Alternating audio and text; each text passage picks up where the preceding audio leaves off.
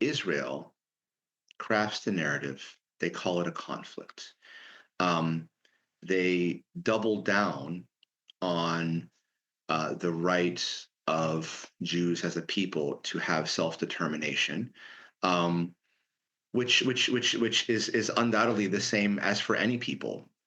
All people have a right to have self-determination, um, and what Israel ends up doing, and what the Zionist movement ends up doing, is justifying its actions um, by conflating a colonial uh, occupation movement with Jewish identity, with Jewish right to self determination.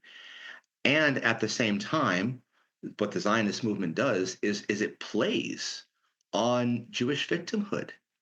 In fact, it weaponizes it so that Israel can act with impunity and no one can say anything because they are victims. They're victims of anti-Semitism. They're victims of all of the pogroms that happened in Europe by white Christians, not by Muslims or by Palestinians in particular, um, and so then they can act with no moral accountability, right? And they're perpetually victims. It not only has lasting consequences on Palestinians, right, but that hijacking of what is real bigotry towards Jews in the world, right? The Zionist movement hijacks that to the detriment of Jews throughout the world, including not just the Palestinians.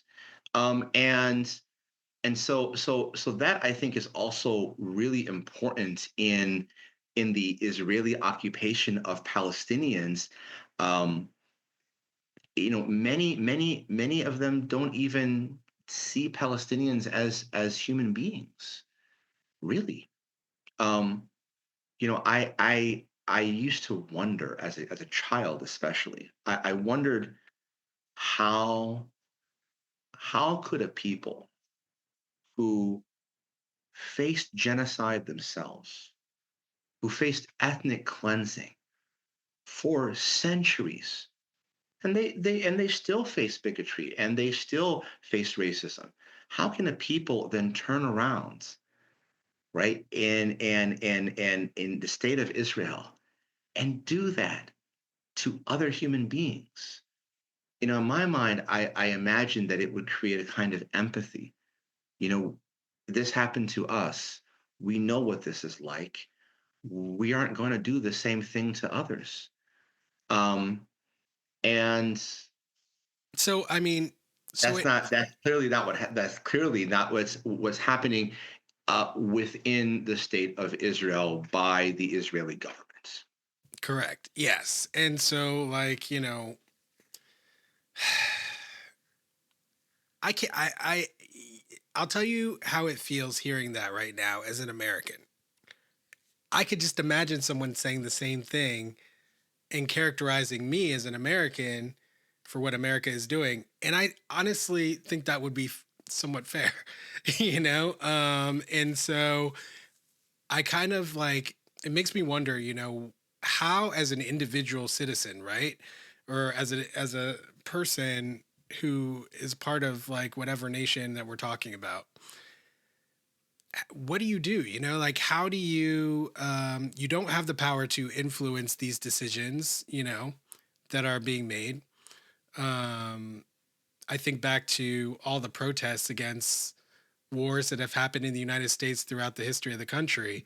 And, while, maybe it helps some people feel a certain way or feel like they were doing something, the results of those protests were paltry, I would say, in the grand scheme of things. And so I think a lot of people are wondering, what do we do now? Like, how do we actually leverage power to make a difference so that we don't just have to be these kind of statues waiting to be moved across a chessboard by these countries who are making decisions that are against our individual values?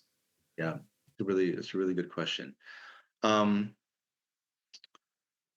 so I think there's kind of two answers really, and the first one I want to talk about, but just briefly. So I think that the first answer is to try as individuals and collectively to obtain power and influence, to amplify our voices and our concerns. Um, so that being said, what happens if you're not there yet, or you're not there at all, right? Like, what happens if me as an individual, right? What power do I have to to make a difference? Maybe. Uh, what power does an Israeli citizen have to make a difference, right? When their government is doing this, what power do we have? I mean, let's call a spade a spade. The genocide in Gaza has American financial blood on its hands, because without the United States bankrolling that genocide, and we are taxpayers. So we are complicit in this. I am complicit in this. They used my taxpayer money to fund the genocide, period. That isn't fake. That isn't false. That is real. And I don't want to misquote the actual percentage, but the Israelis military budget that is supported by the U.S. tax dollars is a pretty high percentage, um, high enough that leads me to believe that this genocide, at least on its scale, if at all, couldn't have happened without United States money, period. Um, so that being said, what do I do as an American? What does an Israeli do who is against this genocide? Um, and the conclusion I've come to is that I do have power, and that power is my voice, number one. Um, in Israel, I saw a few videos on social media. Um, you know, military service is mandatory. And if you refuse military service, well, you go to jail. And so videos have been surfacing of younger people, 18 years old, ready to be conscripted into the military and refusing because they don't want to take part in this genocide. Um, and I think it's a really important distinction to make, that governments do not necessarily represent the will of every citizen in, or every person in that country. Certainly. Um, Yeah, one of the first videos that I saw was people, Israelis in Israel, protesting Netanyahu and being like vanned up, and black bagged. So yeah, so I mean, it is a good point. I'm glad you make that because you know I think that we only get somewhere if we learn how to power individual people who do have the values and are willing to act on them. But a lot of people don't know how to act, don't know how to use their voice, don't know exactly like what to do.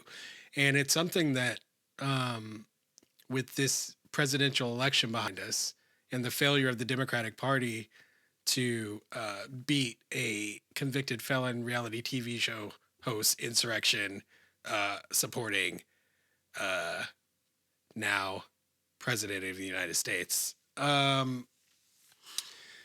Yeah, I think that it's raising questions for people about what our role is now as the people, right? And there was a time where the people knew that we actually did have power, right? And that that power could be galvanized and utilized to create change. I think that has been lost, you know? And I think while that has been lost, what's being gained is a sense of international solidarity that has not existed on the level that we've ever seen before. And to me, that is where the true hope lies, and where I want to be able to put people's focus into that international consciousness. But it's so brand new, and there's so many um, new powers in general, and new phenomenon for humanity that are going on right now.